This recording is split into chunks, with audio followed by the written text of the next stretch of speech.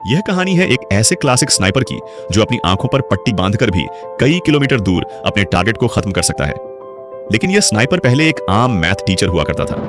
उसे जंग और बंदूक से बहुत नफरत थी, मगर एक दिन उसकी लाइफ में कुछ ऐसा हुआ जिसने उसे एक डिसेंट टीचर से एक बेरहम स्नाइपर बना दिया। कहानी की शुरुआत होती है यूक्रेन के एक छोटे से गांव से, जहां हमें एक छोटे से घर को दिखाया जाता है। इस घर में एक कपल रहता है जो हंसी खुशी अपनी जिंदगी गुजार रहे होते हैं। इस घर में रहने वाले आदमी का नाम है निकोला और उसकी वाइफ का नाम है नास्टिया। नास्टिया एक ड्राइंग आर्टिस्ट थी और लकड़ियों को तराश कर उसे तरह तरह के स्टैच्यू बनाती थी। निकोला एक टीचर है और पास ही के एक स्कूल में बच्चों को मैथ पढ़ाता है। वो एक बहुत ही अच्छा टीचर है और सभी बच्चे उससे काफी खुश हैं, सिवाय एक के जिसका नाम था इवन। इवन एक बहुत ही बदतमीज लड़का था। वह हर दिन क्लास में अपने टीचर मिकोला को परेशान करता। इवन एक रिच फैमिली से बिलोंग करता था, जबकि मिकोला एक गरीब इंसान था। इसलिए इवन मिकोला के लुक्स और कपड़ों का मजाक भी उड़ाया करता। वो चाहता था कि मिकोला उसकी बदतमीजी से तंग होकर उस पर हाथ उठाए और फिर वो उसका कंप्लेंट करके मिकोला को स्कूल से निकलवा दे। लेकिन मिकोला बहुत ही शांत इंसान था। मिकोला को उसकी बातों से कोई फर्क नहीं पड़ता और वह अपनी जिंदगी में मस्त रहता। मिकोला के घर में कोई भी इलेक्ट्रॉनिक सामान जैसे टीवी वगैरह नहीं होने की वजह से उसे दुनिया की खबर नहीं मिल पाती थी। एक दिन जब मिकोला अपने स्कूल में था, तब उसने टीवी पर एक खबर सुनी कि रशिया ने यूक्रेन पर हमला कर दिया है, जिसमें बहुत से सोल्जर्स मारे गए हैं और रशिया ने यूक्रेन की बहुत सी जगहों पर कब्जा कर लिया है। शाम को जब मिकोला अपने घर आया तो उसे यह बात पता लगी कि उसकी वाइफ प्रेग्नेंट है। यह जानकर उसे बहुत खुशी हुई, क्योंकि अब मिकोला फादर बनने वाला था। इन दोनों ने मिलकर इस खुशी को सेलिब्रेट किया। अगले दिन निकोला अपनी वाइफ को बाय बोलकर स्कूल की तरफ बच्चों को पढ़ाने के लिए अपनी साइकिल पर निकल पड़ा। लेकिन जब वो रास्ते में था, तब उसने दो सोल्जर्स को देखा जो सिगरेट जलाकर एक अलग सी वर्दी पहनकर खड़े थे। वो वर्दी किसी यूक्रेनियन सोल्जर्स की बिल्कुल भी नहीं थी, जिसे देखकर उसे कुछ अजीब लगा। लेकिन मिकोला ने सोचा कि शायद सरकार ने सोल्जर्स की वर्दी को चेंज कर दी हो, इसीलिए मिकोला ने उस पर ज्यादा ध्यान नहीं दिया और जल्दी से अपने स्कूल पहुंचा। लेकिन जब वह स्कूल के अंदर आया तो उसने देखा कि पूरा का पूरा स्कूल खाली पड़ा है। कोई एक बच्चा भी स्कूल में नहीं आया। यह देखकर उसे गड़बड़ महसूस हुई। तभी उसने टीवी पर न्यूज़ देखा, जिसमें बताया जा रहा था कि रशिया के सोल्जर्स यूक्रेन पर कब्जा करने के लिए यूक्रेन में घुस चुके हैं। और अब उसे एहसास हुआ कि उसने रास्ते में जो सोल्जर्स देखे थे वो असल में रशिया के थे। यह सोचकर उसे अपनी वाइफ की फिक्र हुई, क्योंकि उसकी वाइफ घर पर अकेली थी। वो फौरन अपनी साइकिल पर बैठकर घर की तरफ भागा, लेकिन अब बहुत देर हो चुकी थी। जब मिकोला घर पहुंचा तो उसने देखा कि वे दो सोल्जर्स उसकी वाइफ को बुरी तरह से पीट रहे थे। मिकोला ने अपनी वाइफ को बचाने की कोशिश की, लेकिन उन सिपाहियों ने उसकी भी धुनाई कर दी। मिकोला ने उनसे रिक्वेस्ट की कि प्लीज मेरी वाइफ को मत मारो, वो प्रेग्नेंट है। लेकिन सोल्जर्स ने उनकी एक नहीं सुनी और उन दोनों को पीटते गए। थोड़ी देर बाद एक रशियन सोल्जर ने मिकोला के घर की तलाशी ली और जब उसे अंदर कुछ भी काम का नहीं मिला तो उसने गुस्से में आकर मिकोला के घर को आग लगा दी और वहां से जाने लगे। अब अपने घर को जलता देख नास्तिया गुस्से से लाल हो गई और एक पत्थर उठाकर उन रशियन सोल्जर्स को मारने लगी। यह देखकर एक सिपाही ने गोली चला दी और नास्तिया की मौके पर ही मौत हो गई। निकोला अपनी वाइफ को मरता देखकर उसके पैरों तले जमीन खिसक जाती है। वह अपनी वाइफ के पास जाता है और उसे गोद में लेकर फूट फूट कर रोने लगता है। ऐसे ही कुछ घंटे बीतने के बाद दो यूक्रेनियन सोल्जर्स निकोला के पास आए। निकोला की वाइफ को मरा हुआ देखकर उन दोनों सोल्जर्स को बहुत अफसोस होता है और निकोला के कंधे पर हाथ रखकर उसे हिम्मत ना हारने को कहते हैं। उसके बाद उन दो सोल्जर्स ने निकोला की वाइफ के लिए कब्र खोदना शुरू किया और एक कब्र खोदकर निकोला से कहते हैं कि तुम यहाँ पर अपनी वाइफ को दफना दो। अपनी वाइफ की मौत के बाद निकोला पूरी तरह से टूट चुका था। अब वह बिल्कुल अकेला रह चुका था। उन रशियन सोल्जर्स ने न सिर्फ उसकी वाइफ को मार डाला, बल्कि मिकोला के आने वाले बच्चे और उसके घर को भी जला दिया। इसलिए अब वह बदले की आग में जल रहा था और उसे हर हाल में उस रशियन सोल्जर को मारना था जिसने उसकी बीवी पर गोली चलाई थी। उस सोल्जर से बदला लेने का एक ही रास्ता था कि वह यूक्रेनियन सोल्जर्स में शामिल हो जाए। इसीलिए वह यहीं पर उन दो सोल्जर से रिक्वेस्ट करता है कि प्लीज मुझे भी अपने साथ ले चलो, मैं भी यूक्रेन आर्मी में शामिल होना चाहता हूँ। इसके बाद वे दोनों सोल्जर्स निकोला की बात मान लेते हैं और उसे गाड़ी में बैठाकर मिलिट्री बेस ले जाते हैं। जाने से पहले निकोला अपनी वाइफ के हाथों का बनाया हुआ छोटे से स्टैच्यू को अपने पास रख लेता है, जो उसकी वाइफ ने इसकी रक्षा के लिए बनाया था। जब ये लोग मिलिट्री बेस पहुंचते हैं तो वहां उनका सीनियर मिकोला को देखकर उन दो सोल्जर्स पर गुस्सा करने लगता है और मिकोला को फौज में भर्ती करने से मना कर देता है, क्योंकि उनके सीनियर को मिकोला पर शक होने लगता है कि कहीं मिकोला कोई जासूस ना हो। जब सीनियर ने उन दो सोल्जर्स से अच्छी तरह निकोला के बारे में जानकारी हासिल की और निकोला ने भी उसे पूरी बात बताई कि किस तरह से रशियन सोल्जर्स ने मेरी वाइफ को बेरहमी से मार दिया और मेरे घर को जला दिया, इसलिए अब मेरे पास जीने की कोई वजह। और उसने उस सीनियर को यकीन दिलाया कि वह रशियन सोल्जर को मारकर इस देश को आजाद करना चाहता है। यह सुनकर वह सीनियर निकोला को यूक्रेनियन आर्मी में भर्ती करने के लिए राजी हो जाता है और अगले दिन से ही उसकी ट्रेनिंग शुरू हो गई। अब क्योंकि निकोला एक आम इंसान था, इसलिए उसे ट्रेनिंग के दौरान काफी मुश्किल हो रही थी। उसने अपनी पूरी जिंदगी मैथ का सब्जेक्ट पढ़ाया था और बंदूकों के बारे में उसे कोई भी जानकारी नहीं थी। जब सभी फौजी बंदूकों को असेंबल कर रहे थे तो उनके मुकाबले में मिकोला काफी स्लो था और वह सबसे आखिर में बंदूक को असेंबल करता है। यह देखकर उस ऑफिसर को लगता है कि निकोला कभी भी एक अच्छा सोल्जर नहीं बन पाएगा, लेकिन उसने भी हार नहीं मानी और अपनी ट्रेनिंग पर फोकस रखा। एक रात ट्रेनिंग के दौरान निकोला अपने सीनियर से कहता है कि वह उसे उसके नाम से ना बुलाए, क्योंकि उसका कोड नेम रेवन है।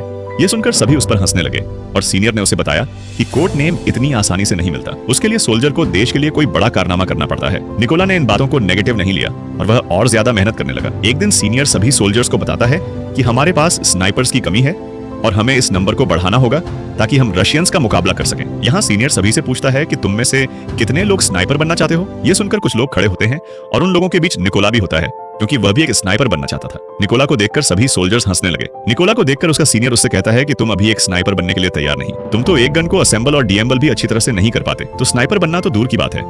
इस पर निकोला कहता है कि मैं एक अच्छा स्नाइपर बन सकता हूँ, मुझे खुद को साबित करने के लिए सिर्फ एक मौका चाहिए। यह सुनकर सीनियर निकोला से कहता है कि ठीक है, ये लो, तुम्हें इस बंदूक को सिर्फ 20 सेकंड के अंदर असेंबल करना होगा। अब खुद को साबित करने के लिए निकोला अपनी आंखों पर पट्टी बांध लेता है और फटाफट से गन को खोलकर उसे दोबारा से जोड़ देता है और इस काम को करने में उसे सिर्फ 18 सेकंड लगे। निकोला की फुर्ती को देखकर सभी हैरान रह जाते हैं। जो लोग पहले उस पर हंस रहे थे अब वे निकोला के लिए तालियां बजाने लगे। वह सीनियर भी निकोला से इंप्रेस हुआ और अब उसकी काबिलियत को देखकर उसे भी स्नाइपर ट्रेनिंग में शामिल कर लिया जाता है। ट्रेनिंग के दौरान निकोला को एक पुराने मॉडल की गन पकड़ा दी जाती है, जबकि बाकी लोगों को नए मॉडर्न वेपन्स दिए जाते हैं। यह देखकर निकोला भी मॉडर्न वेपन्स की डिमांड करता है, जिस पर वहां का सीनियर उसे कहता है कि अगर तुम्हें वह गन चाहिए तो तुम्हें खुद को साबित करना होगा। अब निकोला के पास कोई और ऑप्शन नहीं था, इसलिए उसे जो मिला वह लेकर वहां से निकल गया। ट्रेनिंग के दौरान सीनियर सबको बताता है कि एक स्नाइपर के सामने चाहे कोई भी सिचुएशन क्यों ना आ जाए, लेकिन वह अपनी जगह से 1 इंच भी नहीं हिलता और अपने टारगेट पर निशाना बनाकर रखता है। इसकी प्रैक्टिस के लिए सीनियर सभी के पास गोलियां चलाता है और जो भी स्नाइपर अपनी पोजीशन से हिलता है उसे इस ट्रेनिंग से बाहर कर दिया जाता है। लेकिन जब निकोला की बारी आती है तो वह अपनी जगह से जरा भी नहीं हिलता और अपना निशाना बनाकर रखता है और इस तरह से निकोला इस ट्रेनिंग में पास हो जाता है। ट्रेनिंग में स्नाइपर को उनका टारगेट सिर्फ एक बार दिखाया जाता है और फिर उनकी आंखों को ब्लैक बोर्ड से ढक दिया जाता है। इस दौरान उन्हें अंदाजा लगाकर अपने टारगेट को शूट करना होता है। बाकी सोल्जर्स में से कुछ सोल्जर इस टेस्ट को पास कर लेते हैं, लेकिन जब निकोला की बारी आती है तो उसका निशाना थोड़ा सा चूक जाता है और निकोला इस टेस्ट में फेल हो जाता है, क्योंकि उसके पास जो बंदूक थी वह काफी पुरानी थी और उससे बिल्कुल परफेक्ट निशाना लगाना बहुत मुश्किल था। मगर सबको पता था कि अगर निकोला को नई बंदूक दी जाती तो वह निशाना बिल्कुल परफेक्ट लगा लेता। अगली ट्रेनिंग उन स्नाइपर्स के लिए और मुश्किल थी, क्योंकि उन्हें फ्लेयर की रोशनी में अपने टारगेट को शूट करना था और वह भी रात के अंधेरे में। यहाँ सीनियर ने फ्लेयर छोड़ी और सभी ने अपना निशाना लगाया, लेकिन कोई भी टारगेट को हिट नहीं कर सका।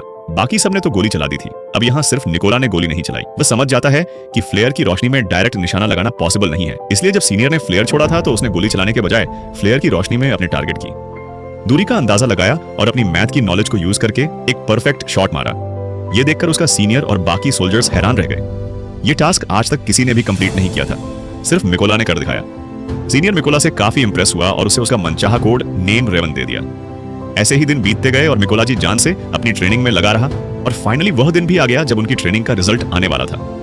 यहाँ कर्नल ने निकोला को सल्यूट किया और उसे बताया कि उसने इस टेस्ट को पास कर लिया है। थोड़े दिनों बाद कर्नल निकोला के पास आता है और उससे कहता है कि वह अपना सामान पैक कर ले, क्योंकि उन्हें एक मिशन पर जाना है। खबर आई है कि कुछ रशियन सोल्जर्स ने एक चेक पोस्ट पर कब्जा कर लिया है और यहाँ से असली कहानी शुरू हुई। जल्दी निकोला की टीम इस लोकेशन पर पहुंच गई और अपना निशाना लगाकर बैठ गई और अभी यह लोग उन रशियन सैनिकों को मारने ही वाले थे कि तभी उन्हें दूर एक गाड़ी दिखाई दी जो चेक पोस्ट की तरफ बढ़ती जा रही थी, जिसकी वजह से कर्नल सबको शूट न करने के लिए बोलता है। उधर रशियन सैनिकों ने गाड़ी को रोक लिया और अंदर मौजूद लोगों से बाहर आने को कहा। उन्होंने उनके पासपोर्ट्स को चेक किया और पूरी गाड़ी की भी तलाशी ली और जब सब ठीक रहा तो उन सैनिकों ने उन्हें जाने की परमिशन दे दी, लेकिन उनके पासपोर्ट्स को अपने पास रख लिया। जब उन लोगों ने पासपोर्ट वापस मांगा तो उन सैनिकों ने उन्हें खूब मारा। ये सब देखकर कर्नल ने अपने सैनिकों को फायर करने का ऑर्डर दिया, तो एक ही झटके में सभी स्नाइपर्स अपने अपने टारगेट्स को निपटा देते हैं और इस तरह से उनका पहला मिशन कंप्लीट हुआ। मिशन के बाद जब सभी बेस पर लौटे तो निकोला ने देखा कि उसके बहुत से साथी बेस पर मौजूद नहीं है। वह परेशान हुआ कि आखिर सब कहां चले गए। जब उसने पूछा कि मेरे बाकी साथी कहां हैं,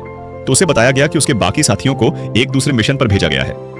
अगले दिन निकोला को खबर लगी कि जिस मिशन पर उसके साथी गए थे उस मिशन के दौरान उसके बहुत से साथी मारे गए हैं और उन सभी लोगों को एक रशियन स्नाइपर ने मारा है। उस स्नाइपर का नाम सीरी था और वह रशिया का सबसे बेहतरीन स्नाइपर था। ऐसे ही कुछ दिन बीत गए और निकोला अपने साथियों के साथ अपने अगले मिशन पर निकल गया। लोकेशन पर पहुंचकर उन्होंने चारों तरफ माइंस बिछा दी और अपनी पोजीशन लेकर बैठ गए। थोड़ी देर बाद रशियन सैनिक वहां पहुंच गए और उन सैनिकों के साथ इवन भी था। इवन वही लड़का था जो स्कूल में निकोला को परेशान किया करता था और अब उसने रशियन आर्मी ज्वाइन कर ली थी। लेकिन जैसे ही कर्नल शूट करने का ऑर्डर देता है तब निकोला थोड़ा सा घबरा गया, क्योंकि वह अपने स्टूडेंट को नहीं मारना चाहता था। लेकिन फिर निकोला अपने जज्बात को साइड पर रखकर वहां रखे लैंडमाइंस को शूट करता है तो वहां एक जोरदार धमाका होता है जिससे इवन समेत सभी रशियन सोल्जर्स मारे जाते हैं। सब कुछ कंट्रोल होने के बाद कर्नल गुस्से में निकोला से पूछता है कि जब मैंने शूट करने का ऑर्डर दिया तो तुम क्या सोच रहे थे? जिस पर निकोला जवाब देता है कि उन रशियन सोल्जर्स में मेरा एक स्टूडेंट भी था, मैं उसे नहीं मारना चाहता था। यहाँ कर्नल ने निकोला को समझाया कि उसे इवन की मौत का जरा भी दुख नहीं होना चाहिए, क्योंकि यहाँ वह तुम्हारा स्टूडेंट नहीं बल्कि तुम्हारा दुश्मन था और रशियन आर्मी को ज्वाइन करना इवन का अपना फैसला था, इसलिए तुम्हें उसके लिए बुरा मानने की जरूरत नहीं। मिशन पूरा करके ये सभी अपने बेस कैंप पर लौट आए। कर्नल को निकोला पर पूरा भरोसा था, वो अपना ज्यादातर वक्त निकोला के साथ बिताता था। यहाँ कर्नल ने निकोला को अपनी फैमिली फोटो दिखाई और उसे बताया कि उसकी फैमिली में 3 लोग हैं। उसकी दोनों बेटियां इस बात से अनजान हैं कि उनके पिता एक सोल्जर हैं। मैंने उन्हें बताया है कि मैं बिजनेस करता हूं और मेरी वाइफ ने भी आज तक मेरे बारे में बच्चों को नहीं बताया कि मैं एक सोल्जर हूं। यहाँ निकोला ने भी कर्नल को अपनी पूरी कहानी बताई कि किस बेदर्दी से रशियन सैनिकों ने उसकी वाइफ को मार डाला। इस दौरान निकोला काफी इमोशनल भी हो गया, लेकिन कर्नल ने उसे संभाल लिया। अगली सुबह यह सभी अपने अगले मिशन पर निकल गए। ये मिशन काफी इंपॉर्टेंट था क्योंकि उन्हें खबर मिली थी कि रशियन सोल्जर्स का एक ग्रुप उस रास्ते से गुजरने वाला है। कर्नल और निकोला जल्दी से लोकेशन पर पहुंचे और अपनी पोजीशन लेकर बैठ गए। थोड़ी देर बाद उन्हें 2 रशियन सैनिक दिखे जो अपनी बाकी की टीम का इंतजार कर रहे थे। यहाँ निकोला ये नोटिस करता है कि उनमें से एक सैनिक वो है जिसने उसकी वाइफ को गोली मारी थी और वो निकोला के ठीक निशाने पर था। यहाँ निकोला ने गोली चलाने की परमिशन मांगी, पर कर्नल ने ऐसा करने से मना कर दिया। अब निकोला गुस्से से लाल हो रहा था क्योंकि सामने खड़े सोल्जर ने उसकी वाइफ को मारा था और उसने आर्मी को जॉय भी इसलिए किया था ताकि वह अपनी वाइफ का बदला ले सके। इसलिए उसने दोबारा से फायर करने की परमिशन मांगी, पर एक बार फिर कर्नल ने ऐसा करने से मना कर दिया। लेकिन अब निकोला अपने जज्बात पर काबू नहीं रख पाया और उसने गोली चला दी। गोली लगने से उस सोल्जर की तुरंत मौत हो गई। लेकिन बुरी बात यह थी कि रशियन सोल्जर्स को उनकी लोकेशन का पता चल गया। कर्नल निकोला से कहता है, ये तुमने क्या कर दिया? लेकिन सबसे बुरी बात यह थी कि रशिया का सबसे खतरनाक स्नाइपर, जिसका नाम सिरी था, वो भी अपनी पोजीशन लेकर बैठा हुआ था और अब उसे भी उनकी लोकेशन का पता लग गया था। कर्नल भी यह बात जानता था कि सिरी पास ही है, इसलिए वो सिरी की तलाश करने लगा। लेकिन इससे पहले कि वो उसकी लोकेशन को जानता, सिरी ने उसे एक हेडशॉट दे दिया और कर्नल की मौके पर ही मौत हो गई। अब मेवला को समझ आया कि उसने कितनी बड़ी गलती कर दी है। उसकी गलती की वजह से कर्नल की जान चली गई। निकोला को पता लगा कि रशियंस को उनकी लोकेशन का पता लग चुका है। उधर रशियन सोल्जर्स ने भी निकोला के ऊपर जोरदार फायरिंग और बमबारी शुरू कर दी। अब बिगड़ते हालात को देखते हुए निकोला ने पीछे हटने का फैसला किया। उसने कर्नल की बॉडी उठाई और अपनी पोजीशन से पीछे आने लगा। जल्दी वो दुश्मनों के इलाके से बाहर आ गया और सीधा अपने बेस पर पहुंचा। निकोला को कर्नल की मौत का काफी अफसोस था और वह खुद को उसका जिम्मेदार ठहरा रहा था। यहाँ उसने कसम खाई कि वो सिरी को जान से मार देगा और कर्नल की मौत का बदला लेगा। जल्दी ही निकोला को 2 रशियन स्नाइपर्स की खबर मिली और वो फौरन अपने अगले मिशन पर निकल गया।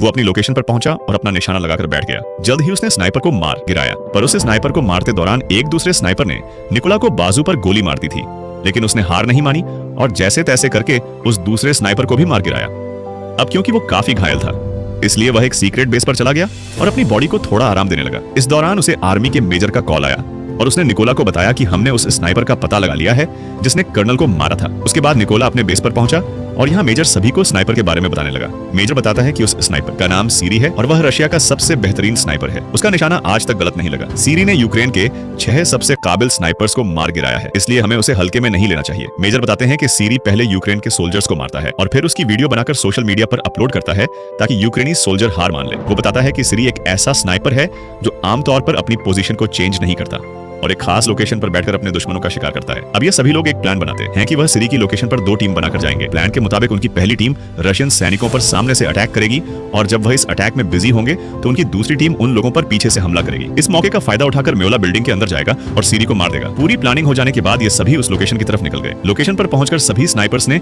अपनी पोजीशन ले ली और अपना निशाना लगाकर बैठ गए। उधर मेवला भी चुपके से बिल्डिंग में एंटर हुआ जहां उसे 2 रशियन सोल्जर्स दिखे जो अपने बातचीत में मशरूफ थे।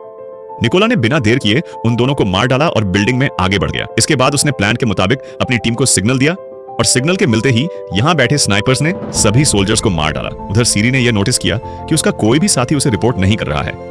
उसे कुछ गड़बड़ महसूस हुई, इसलिए वो बिल्डिंग के छत पर चला गया जहां पहले से रशिया का एक स्नाइपर मौजूद था। लेकिन ऊपर जाकर जब उसने स्नाइपर को देखा तो वो स्नाइपर मर चुका था। ये देखकर उसके दिल में घबराहट बढ़ने लगी और अब सीरी को एहसास हुआ कि यूक्रेन के सोल्जर्स ने उसे चारों तरफ से घेर लिया है। उसने अपने बेस पर बैकअप के लिए कांटेक्ट किया, लेकिन बैकअप टीम को उस तक पहुंचने में अभी 10 मिनट और लगने वाले थे। ये सुनकर वो फटाफट से अपनी पोजीशन पर आया और यूक्रेनी सैनिकों को ढूंढने लगा। लेकिन तभी उसने सामने टेबल पर रखा एक छोटा सा स्टैचू देखा जो असल में उसके बाहर जाने के बाद मेला ने रखा था, जो उसे उसकी वाइफ ने दिया था। अभी सीरी कुछ सोच पाता कि तभी मेला ने उस पर हमला कर दिया और उसे चाकू मार मार कर उसकी जान ले ली। लेकिन इस हाथापाई के चलते बिल्डिंग में मौजूद दूसरा स्नाइपर थोड़ा अलर्ट हो गया, लेकिन अभी वह कुछ कर पाता। उससे पहले मेला ने उसके पास से ग्रेनेड फेंक दिया और उस धमाके में यह आखिरी स्नाइपर भी मारा गया। थोड़ी देर बाद सीरी की बुलाई बैकअप टीम भी बिल्डिंग तक पहुंच गई, लेकिन वह इस बात से अनजान थे कि सीरी अब मर चुका है।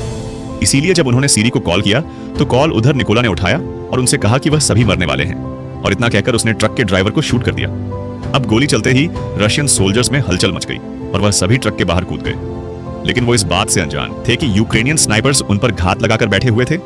यहाँ यूक्रेनी सैनिकों ने जोरदार शूटिंग शुरू कर दी और एक एक रशियन को चुन चुन कर मारा। इस मिशन के थोड़े दिनों बाद निकोला अपनी वाइफ की कब्र पर गया, क्योंकि उसने उससे जो वादा किया था वो अब पूरा हो चुका है। उसने उन सभी लोगों को मार दिया है जिन्होंने उसकी वाइफ और कर्नल को मारा था। यहाँ निकोला ने कसम खाई कि वह आखिरी दम तक अपने देश की सेवा करता रहेगा, और इतना कहकर वह वहां से चला गया। और इसी के साथ यह फिल्म खत्म हो जाती है। अगर वीडियो आपको अच्छी लगी हो तो हमारे चैनल को सब्सक्राइब और वीडियो को लाइक जरूर कीजिएगा।